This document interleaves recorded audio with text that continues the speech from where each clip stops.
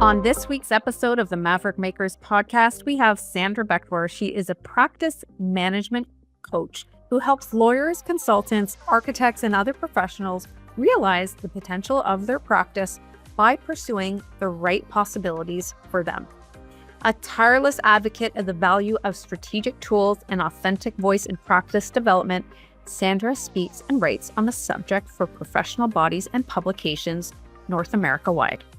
She's the host of the Get in the Driver's Seat podcast, focused on stories about leadership, moments in professional practice. Sandra is also the Entrepreneur in Residence, EIR, at York University's accelerator program for women-led businesses called Ella.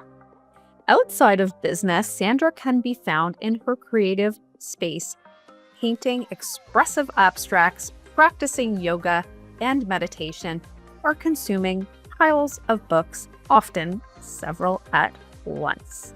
This is such a fun conversation. We dig deep into professional life and creative life and how they should be melded together. I know you'll love this episode, so let's go.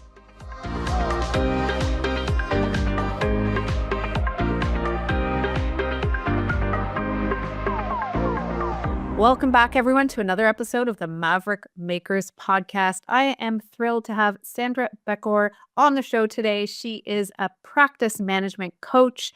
I know her through the amazing York University Y-Space Ella program. She is just a delight. She knows her stuff, and I can't wait to dig into this conversation. So welcome, Sandra. Thanks, Michelle. You're quite the delight yourself. Oh, well, thank you. I appreciate that. That's very kind. And no, I'm so thrilled and blessed to have met you. And I think you just offer so much wisdom and light. And I think everyone needs to see how great you are. So here we are in our conversation. Thank you. Yeah, of course. So let's start first off. People might not know, and let's talk about what exactly is a practice management coach. Well, I love that you start with that question because it's not really obvious. And, coaching has kind of exploded over recent years. People know basically what a business coach is. So practice management coach is specifically within professional practice. And professional practice is professional service firms, lawyers, consultants, architects, and it's all about the people. So you're not making widgets. You don't have the complexity of operations in that way. You have the complexity of people. And, even the smartest lawyers and architects and consultants, they know their stuff when it comes technically to their work. That doesn't mean that they know how to give someone feedback, on not preparing something properly, or delegate something to get exactly what they're looking for, or stand up to that client and say, you know what, this is how we work. You don't get to do that. That's amazing. I think human capital is so important, and so many people don't know how to speak to people or act towards people. And I think also after COVID, there's been a bit of a shift in terms of re-socialization. So I think this is really important work. Yeah, and I'm glad you brought that up because that's a part of it too. So since COVID, now some of these offices they continue to work remotely, and some of them are hybrid, and that's putting more pressure on management. Especially for the middle management layer. The people who don't have a lot of experience managing other people, or who were recently um, promoted into this role, and now they're managing remotely. They don't have those strong bonds with their team, or with their supervisor. And so they're having challenges with that, managing down or managing up. Yeah, absolutely. And I think even on the flip side is if we talk about the team member who has to either come back to the office or, again, like you said, is working remotely, there's like a whole sort of relearning of what that behavior looks like. So it's really fascinating. And how do you work with clients and help them grow their businesses? Well, these days, the change happens very fast, right? So some of the clients I work with, they're very ambitious.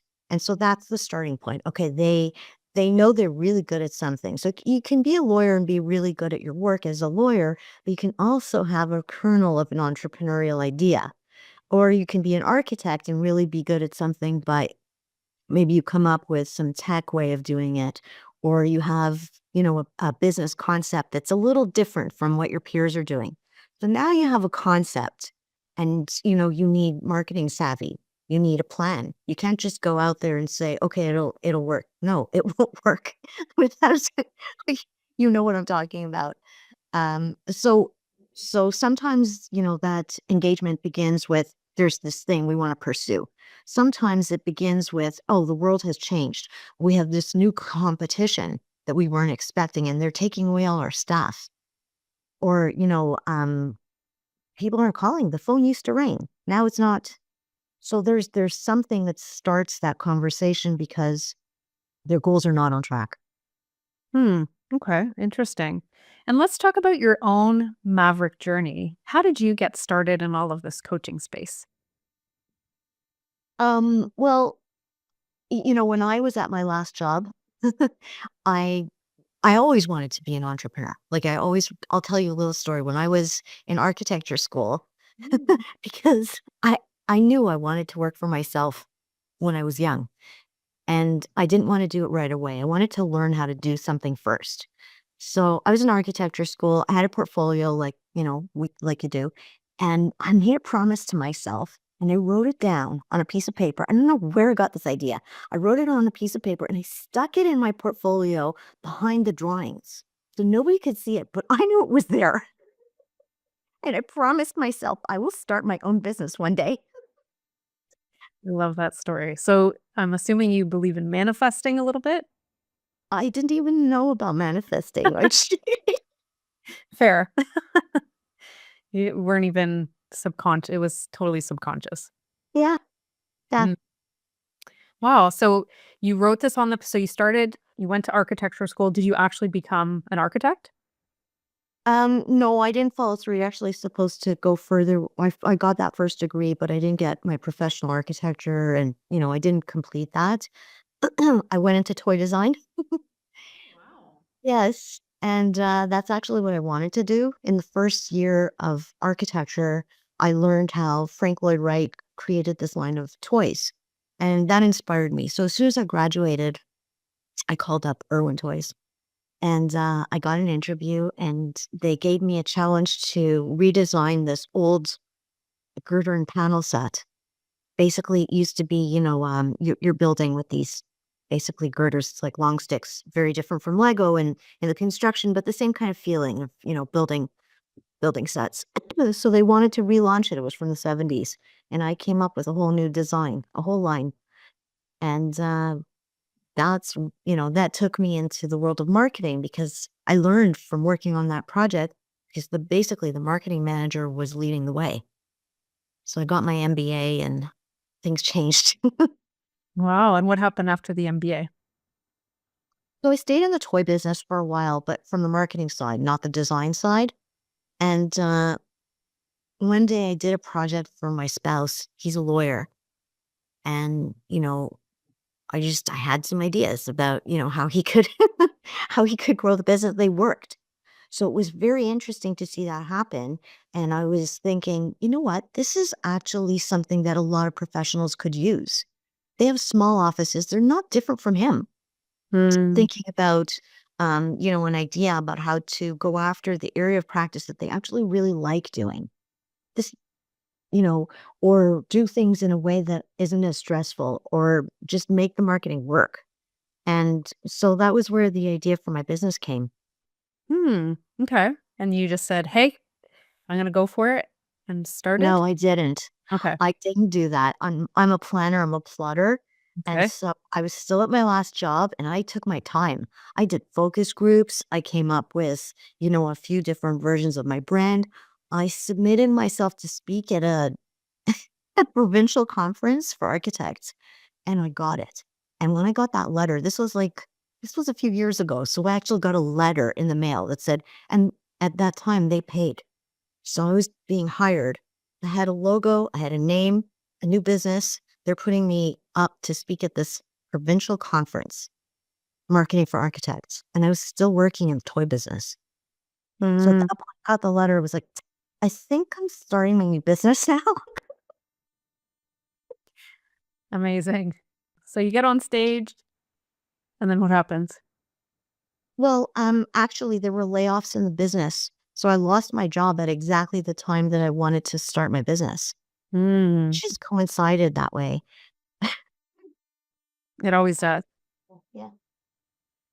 So you got on stage, you got laid off, and then you're like, "Okay, let's go." Hmm. Wow. And where are you at now?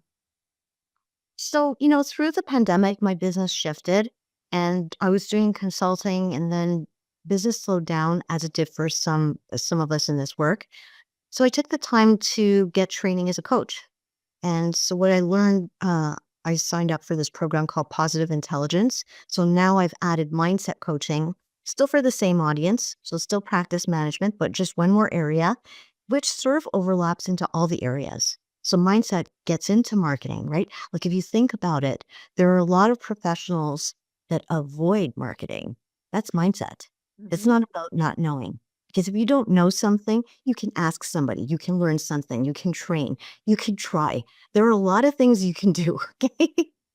If you continue to avoid, that's mindset. So, so I took that was my lemonade. I got the training as a coach and so now I've added that to my arsenal and I'm really leaning into the coaching space. Fantastic. Amazing. What do you think that moment in life was when you realized I'm a maverick? I don't know. It's a little hard because I think I always felt that way, and I like working with Mavericks. I guess all the businesses that I ever worked for, even as an employee, I think all of them were Mavericks. And the clients that I work for now, I see all of them as Mavericks. So I think we're all kind of that, you know, we can do things even if other people tell us, no, that won't work. Do it anyway. Mhm. To me, that's what a Maverick is. Absolutely. When you can't go through the door, you make a window. Yeah. Yeah, absolutely. And you were obviously attracted to like-minded people, so that maverick nature, which is amazing. So you also work with women entrepreneurs as part of the Ella program where we met. Why are you so passionate about helping women entrepreneurs specifically? Well, I guess I feel like I am one of them, right? And Absolutely. I wish I had this service when I was younger and, building up. And I want to give them that advantage. I don't want them to have to struggle with some of the things that I know how to do better. Give them that advantage so that they can go after their dreams. Yeah, and so I mean, I just remember like earlier stages in my career, what does it mean to be a woman entrepreneur? Like even, I remember struggling with feeling I wasn't being paid equal to my male peers in past jobs. And that bothered me. And, and so now as a consultant and coach, I I see women having different experiences when I'm coaching women. Sometimes they're going into a room full of male decision makers, whether that's the client or, the management at their own firm, whatever it is, and how intimidating that is still now, 2024. It still is. So it's still a real thing. And I assume for the next generation, things will change. But right now, they need the tools to go in there and go after, what it is that they want to say, what they want to say, go after their goals, despite that landscape being still the way it is. And I've had coaches say to me things like, I can't do it because I don't see anyone out there that looks like me. So sometimes you have, okay, I'm a woman, and I feel that, a sort of impenetrableness of the commercial world because of the male leaders, but also add on to that the other layers of, okay, different race, different religion, or other things, neurodiversity, whatever it is, lifestyle choices. And all of a sudden it starts to feel like, oh, too much. I can't, and I think that it's remarkable to see how much that mindset changes when somebody gets the chance to work with a coach. It really doesn't take that much to shift it. And for me, that's like, I'm getting nervous talking about it because for me, this really is my why. This is for me the exciting part of my work. I love that. That's beautiful. Amazing. Which segues into the next question. What's one piece of advice that you think every entrepreneur should follow? Seriously, lean into your intention. Mm, Like, get really, really, really clear. Why are you doing this? And then revisit it every day. Every day is not too much. Every day, okay? And why? Because some days are hard. And you're going to ask yourself, why do I do this? If you're not really clear and keep reminding yourself, the world is going to make it easy to forget, you know? And maybe your intention is worthy. Maybe your why is really, really worthy, but sometimes not so easy. So if mhm. you really remind yourself, then it just keeps your steps lighter. It keeps you motivated. It makes those obstacles smaller. I think that's a, great piece of advice. And it also, it's applicable to clients too, because if you don't know what your reasoning or your why is, then nobody else will either, specifically clients. So I think that's brilliant. So thank you for sharing that. Let's talk about creative outlets. So I think I mentioned that when I read your bio, I got super excited because it is very rare to see something where, a professional bio.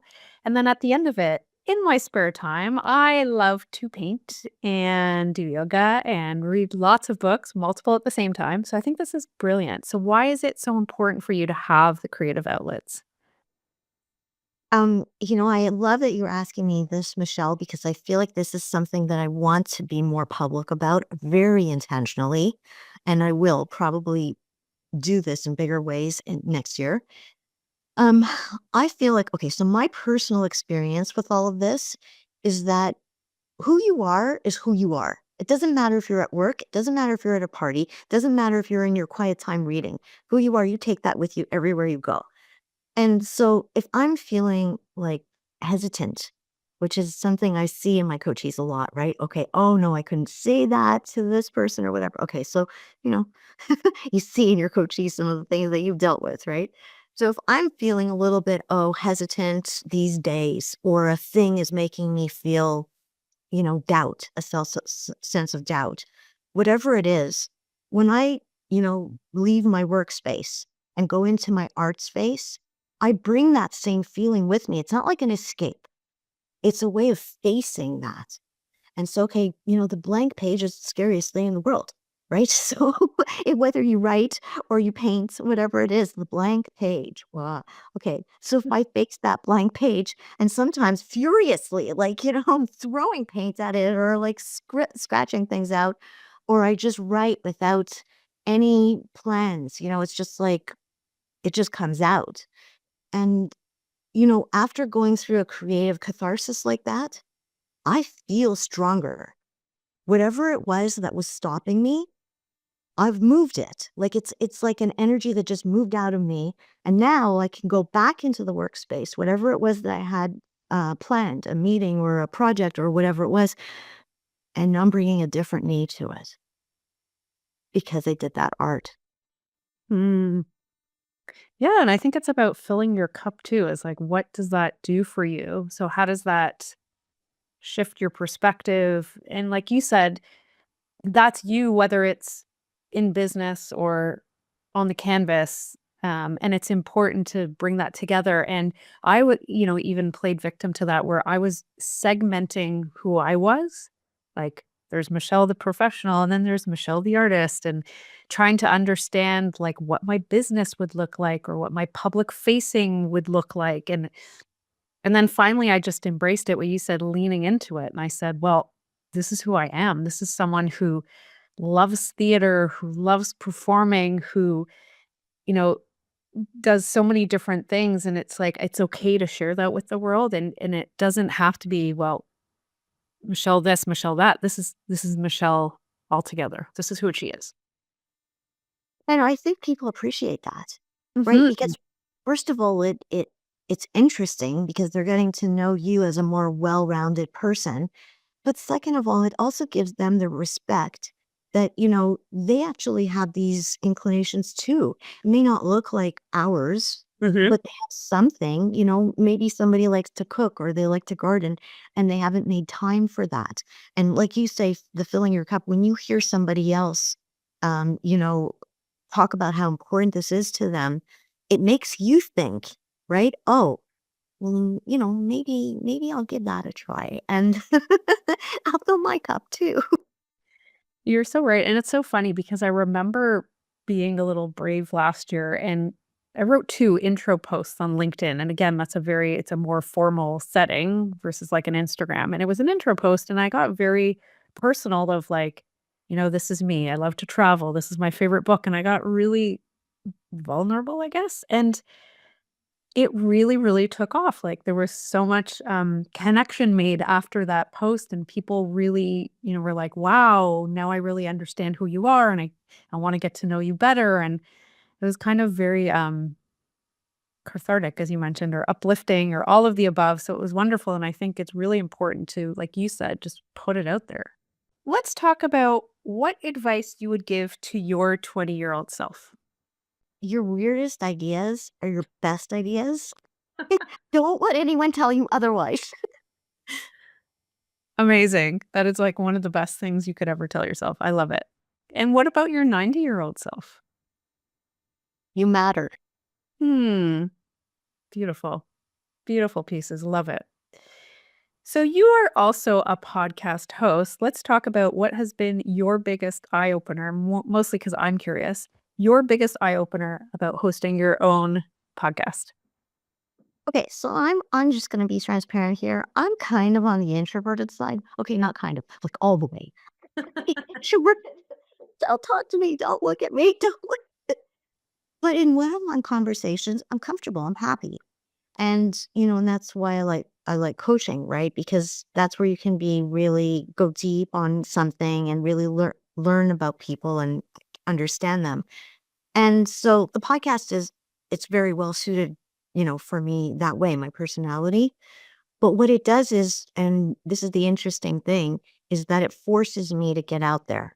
It forces me to book these conversations with people that maybe I do know, but I don't know well, or people I don't know at all, and have a deep, close, personal, intimate conversation.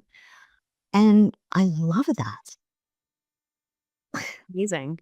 Yeah, exactly. I think that's brilliant. That's one of the reasons I also started it. Not the introvert part. I kind of ride the middle between introvert and extrovert, but the conversations is allowing that one-on-one digging deep into someone's story. So I love that. Amazing. So how about this lightning round? Are you ready?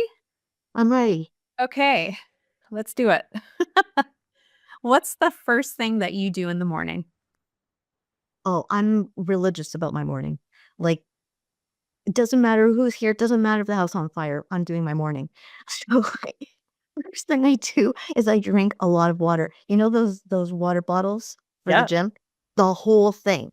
I drink the Wow. whole thing. I keep it at my bedside so I never forget with a tablespoon of apple cider vinegar. And then I go and do, well, these days I do morning pages, which is from the artist way. So it's journaling basically, or meditation or yoga, something that is a very grounding practice, or tapping. I don't know if anyone here watching knows what that is, but emotional freedom tapping.